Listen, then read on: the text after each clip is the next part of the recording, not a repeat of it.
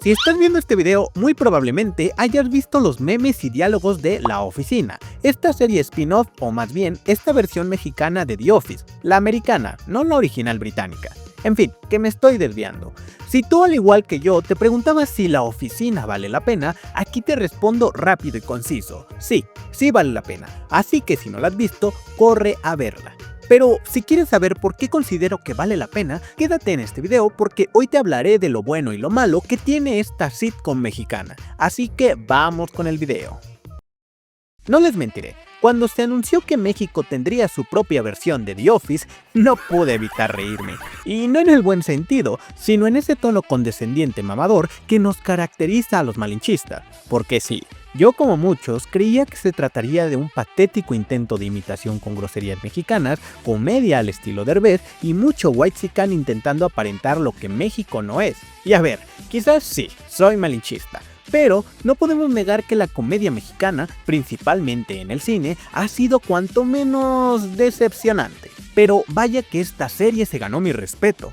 Comencemos por la producción, y es que los showrunners de la serie fueron nadie menos que Gaz Alasraqui y Marcos Buquey, encargados de producciones como Club de Cuervos y Nosotros los Nobles respectivamente. Y si bien hay ciertos momentos en donde la serie llega a sentirse algo whitexican, suelen voltear la moneda para burlarse de muchas de estas situaciones como la gran mayoría de mexicanos lo hacemos, como cuando sucedió la tragedia en la toma de fotos de la Ibero.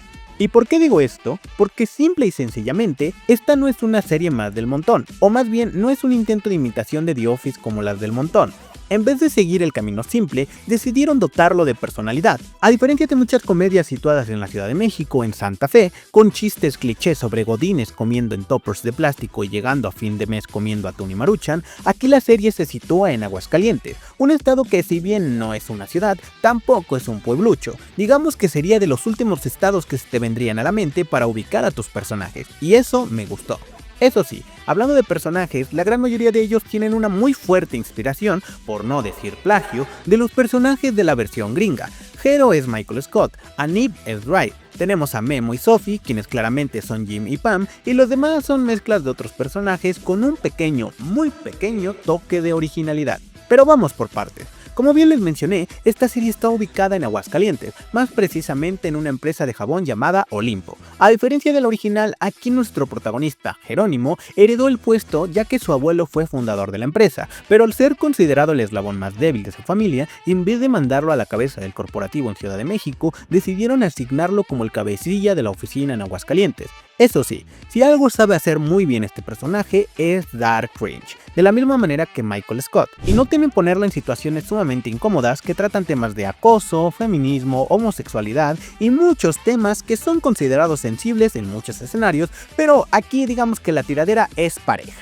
Además, como mencioné, la trama no gira en torno a clichés godines, sino que más bien hay una trama central en la que, al igual que en la serie original, sufren el riesgo de ser cerrados, solo que en esta ocasión el cambio radica en que la culpa la tiene el jefe, ya que por su incompetencia y gracias al nepotismo no pasan una certificación importante para la empresa, sumado a subtramas episódicas que son una calca de la versión gringa. Y perdonen que haga un poco de spoiler, pero seguramente ya se estarán dando idea de por dónde van las cosas. Tenemos a Jim y Pam, quienes en esta versión también están enamorados uno del otro, pero esta Pam tiene a su novio y prometido, solo que aquí, al menos de momento, no parece ser tan imbécil como Roy.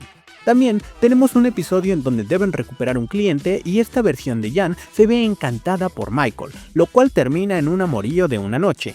Y miren, no diré que la serie es perfecta porque no lo es, y si bien las referencias a la versión americana les parecerá atractivos a algunos, a mí más bien me deja escéptico. ¿Pero por qué digo esto? Como bien dije, hay pequeños cambios en esta versión, que si bien en esta primera temporada no son determinantes para caracterizar por sí misma la serie, en un futuro podrían hacerlo. Por ejemplo, el prometido de Sophie, nuestra Pam, a pesar de que no es el mejor del mundo y la deja plantada en un evento muy importante para ella, al final del capítulo descubrimos que no fue por culero, sino por un accidente que tuvo un familiar el cual debió atender. Y menciono esto en particular ya que se abren dos caminos a partir de este hecho. Número 1. El güey está mintiendo y realmente sí es un culero al que no le importa a Sophie y sus sentimientos, o número 2. El güey genuinamente es un buen prometido y Sophie es una zorra por coquetear con Memo y este último es un migajero. y espero de corazón opten por la segunda opción. No por dejar mal parados a Sophie y Memo, sino porque muchos estaremos de acuerdo en que en la versión gringa Jim y Pam eran un ligue extraño.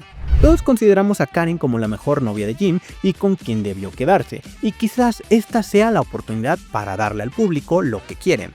Es decir, sería interesante que en futuras temporadas decidan dar ese giro de tuerca en donde Memo supera a Sophie y se vuelven solamente buenos amigos, dejando bien parado a su prometido y dándole a Memo una pareja como Karen, pero sin el final trágico. Algo así como lo que sucedió entre Boyle y Rosa en Brooklyn Nine-Nine. Y esto lo digo porque si la segunda temporada sigue este ritmo de basarse demasiado en la gringa, cometerá el error de volverse predecible. Y no sé ustedes, pero creo que ahora que ya demostraron que pueden ser genuinamente buenos, es momento para que creen su propia identidad en futuras temporadas, para que la serie pase a la historia no solo como una versión y copia de The Office, sino como La Oficina. Un programa que sea referente para hacer comedia en México y en el mundo. Como bien dije, de momento no es un punto negativo para mí, puede que para algunos de ustedes sí, y es aquí donde los invito a dejar su perspectiva de la serie en los comentarios. Es más, si tuviera que decir algo malo, entre comillas, de la serie, sería que no tiene más capítulos, siendo solo 8 en total, pero les juro que se pasan volando. Me la vi en una tarde y quedé fascinado. Lo curioso es que en la versión gringa en su primera temporada tuvo solo 6 episodios, por lo que parece que al menos en duración a esta le tuvieron más fe en sus pruebas piloto. Otro punto que quizás considero algo negativo, aunque no por mucho, son los personajes originales. Hay unos que son una calca de la versión americana, pero los que no mencioné son esos que, aunque toman muy pocos elementos, también crean los propios. Y creo que ahí radica el problema, ya que sus elementos originales no son tan bien explorados, dejándolos como personajes que, a mi perspectiva, son bastante olvidables. Sí, tenemos a la de marketing, al gay, al señor que parece Stanley, al rarito del hentai, pero no se sienten icónicos. Pero ojo, esto se relaciona con lo que mencioné sobre la cantidad de episodios, y es que al ser la primera temporada, probablemente veamos su evolución a posterior, así que la opinión todavía no es determinante. En fin, esto ha sido todo por el día de hoy. Déjame en comentarios tu opinión sobre esta serie y si el video te ha gustado, échame la mano con un like. Sin más por el momento, se despide su amigable vecino, Spider Henry.